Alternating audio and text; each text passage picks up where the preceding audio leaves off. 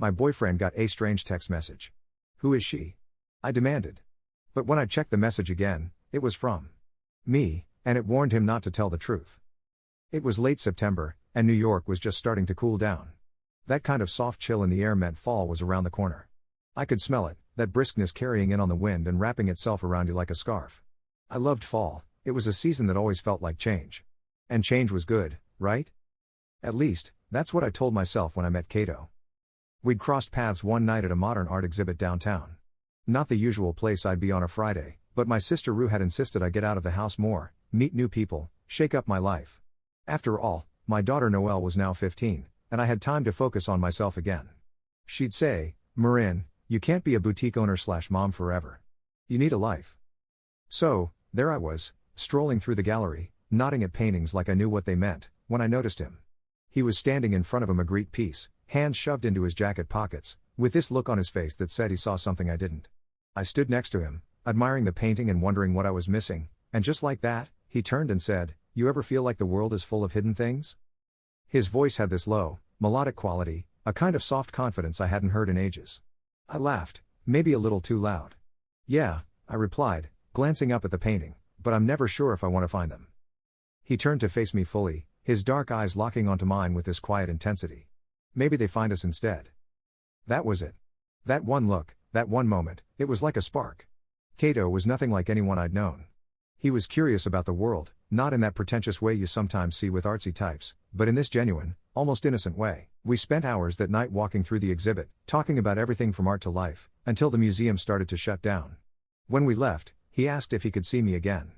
I said yes, of course, and just like that, my life was split into two parts, the time before Cato, and the time after. Noelle was cautious about him at first, eyeing him with that teenage skepticism she wore like armor. But Cato won her over in his own quirky way. He didn't force it, he'd bring little things over when he visited, old books with characters she'd adore, or some obscure snack he thought she'd like. And he'd never pry. I think that's what she liked most, that he wasn't pushy, that he didn't demand her attention the way other men might have. Over time, he became a fixture in our lives. Weekends were spent exploring corners of the city, lazy afternoons walking through Soho, and evenings where we'd curl up in my tiny apartment watching some classic movie he'd picked out. He brought this energy into my life I hadn't realized I was missing. One night, Noelle was at a friend's place, and Cato and I were sitting in my kitchen after dinner. He was thumbing through his phone, not saying much. It was one of those comfortable silences, the kind that only comes when you're truly at ease with someone. But then I noticed his expression change. His brow furrowed, and he went pale, as if whatever he'd seen on his screen had completely unsettled him. "What's wrong?" I asked, a twinge of worry lacing my voice. He glanced up at me, hesitated for a moment, and then shook his head. "Nothing, it's nothing. Just, work stuff." I tilted my head, giving him a look. "Since when does work stuff make you look like you've seen a ghost?" He forced a chuckle, clearly trying to brush it off. "It's just something dumb. Really, don't worry about it." I held out my hand. "Let me see." For a second, I thought he was going to refuse, but then he handed me the phone. I glanced down and saw a text message from an unknown number. It read, "Who is she?" My stomach twisted. But then, before I could make sense of it, I noticed something strange. The sender's name. It wasn't just a number anymore. It had morphed, as if by some glitch, into something impossible. It now read my name, Marin. What the hell? I muttered, staring at the screen, heart pounding. I hadn't sent this. I'd never seen this message before in my life. Cato's face was tight, his mouth set in a hard line. "I don't know, Marin. I really don't." My head was swimming. This doesn't make any sense. How could this be from me? He reached for the phone, yanking it from my hand. Maybe it's a scam, or maybe there's some glitch in the phone. This happens, you know. Weird tech glitches. Something about his tone was all wrong. Defensive. And that's when the first seed of doubt took root. Why would someone text you, asking who I am? "Marin, please. Let's just forget it, okay? It's probably nothing. I don't want us to get worked up over something that doesn't mean anything." But it did mean something. I could feel it, deep down in my bones. After that night, things between us weren't the same.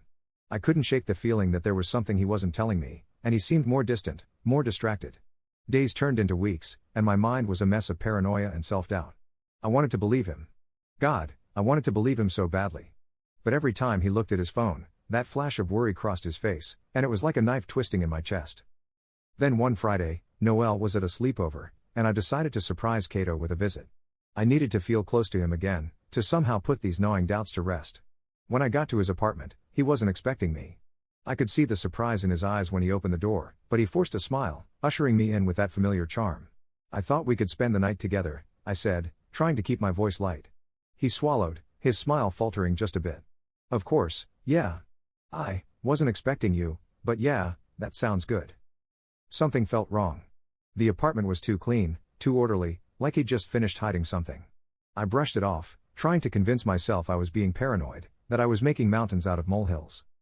He went into the bathroom, probably to collect himself, and I sat on his bed, waiting. That's when I noticed it. Another phone, half hidden under a pillow on the bed. I stared at it, my hands starting to shake. I picked it up, not even hesitating, and swiped the screen. It unlocked. And there it was, messages with a woman named Bianca, stretching back for months. They were graphic, intimate, with plans for dinners and late nights, and worst of all, references to me.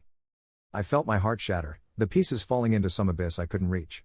When he came back into the room, he saw me holding the phone and froze. The look on his face told me everything. There was no point in lying. He knew I'd seen it all. "What is this?" My voice was barely above a whisper, raw and broken. "Marin, it's not what you think," he stammered, his voice pleading. I laughed, a bitter, hollow sound.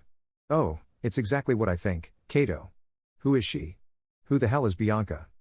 He looked away, his face a mix of shame and frustration. It was a mistake. Just a distraction." "You mean everything to me, Marin? I swear." "You don't get to say that to me. Not now. Not after this." My hands were shaking so hard I had to grip the phone to steady them. "You lied to me. You lied to my daughter. You've been in my life, in her life, like some leech, feeding off what we gave you, and for what?" He reached out, trying to grab my hand, but I pulled back as if his touch would burn me. Don't touch me." I didn't mean to hurt you, Marin," he murmured, his voice so quiet it was almost drowned out by the sound of my own heartbeat pounding in my ears. "Didn't mean to? You didn't mean to hurt me?" I could feel the rage bubbling up, the anger I'd held back for so long. "Then what the hell did you mean to do, Cato? String us along while you lived some double life? Keep us in the dark while you got to have your fun?" He looked down, shame etched into his face, and for the first time, I saw the coward beneath his charm. I stood there, my mind spinning. I wanted to scream, to throw something, to claw the truth out of him. But I just took a deep breath, trying to keep control. He was standing there, practically shrinking under my gaze, waiting for me to explode. "Give me one reason why I shouldn't walk out that door and never look back," I said, my voice low and controlled. "Marin, please," he whispered, his hands up like he was surrendering. "I know I messed up. I got lost. You and Noelle, you mean the world to me. I don't even know how it got this far with her, with Bianca. I'll cut her off. I'll delete her number right now." He reached for his phone, and I watched, coldly detached, as he frantically opened his messages. But it was pathetic. Too little, too late. "Stop," I said, raising my hand. "Deleting her number won't delete what you did. You brought her into our lives, into my life. And you think a few swipes on a screen will fix this?" He stopped, his hand hovering over the phone. "Marin, please. I made a mistake. I'm begging you, please give me another chance." I wanted to laugh at him, at the pitiful desperation in his voice. But something inside me clicked. He thought I'd fall for his sad puppy routine, thought I'd let him slink back into my life, maybe forgive him after a few months if he groveled hard enough. Instead, I took a deep breath and looked him straight in the eyes. "I'll think about it," I lied, with a sweetness I didn't feel. "But I need time. Noelle needs time." He blinked, visibly relieved, nodding eagerly. "Of course. Take all the time you need. I'll wait, I swear." I walked out of his apartment that night feeling disgusted but calm, like I'd finally broken free from whatever twisted spell he had over me. I had no intention of forgiving him. Not now. Not ever. But I knew I wanted something more than just leaving. He'd betrayed me, lied to me, and shattered what little trust I had left. I wanted him to pay. Over the next few weeks, I let him believe I was slowly warming back up to him. I'd answer his texts, just enough to keep him hooked. I'd let him think there was hope, that he had a chance.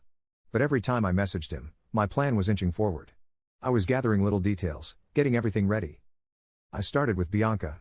Through some old messages and a little digging, I managed to find her on social media. I didn't message her right away. Instead, I watched her posts, noticed how she was still tagging Cato in photos, still going on cute little dates with him, completely unaware of me. He hadn't stopped seeing her, even though he'd begged me for another chance. That only fueled my anger. Finally, one evening, I sent her a message. Hey, Bianca. I don't know you, but I think you deserve to know that your boyfriend, Kato, has been seeing me too. For over a year.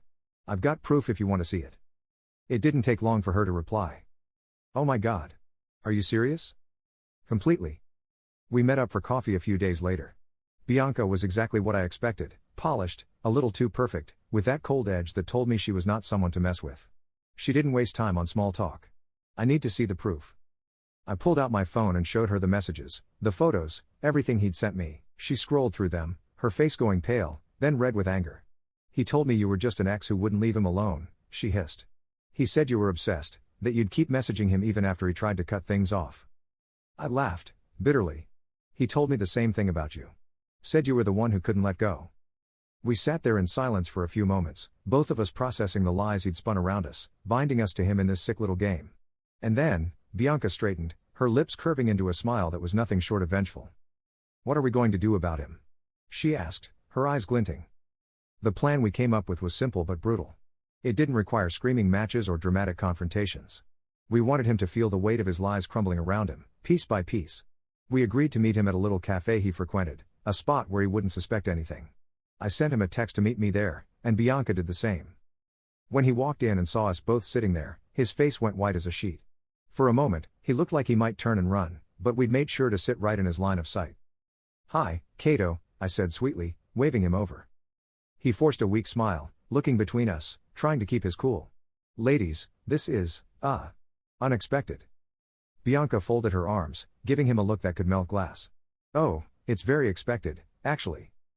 Kato stammered, looking from me to her. I can explain. I cut him off, leaning forward with a smile. Don't worry, Kato.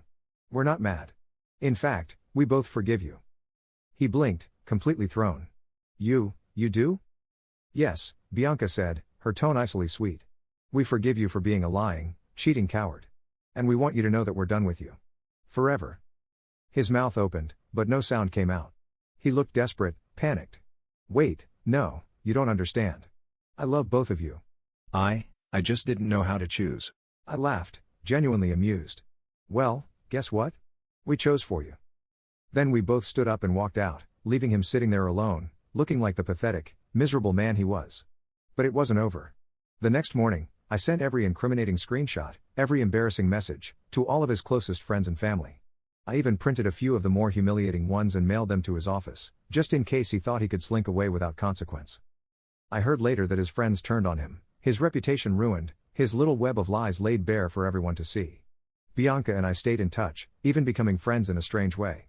We'd both survived him, after all, and that kind of bond was hard to break. In the end, I got my sweet revenge, not by shouting, not by sinking to his level, but by letting him lose everything he'd tried so hard to control. And as for me, I was free. Free to rebuild, free to find someone worthy of the love I had to give.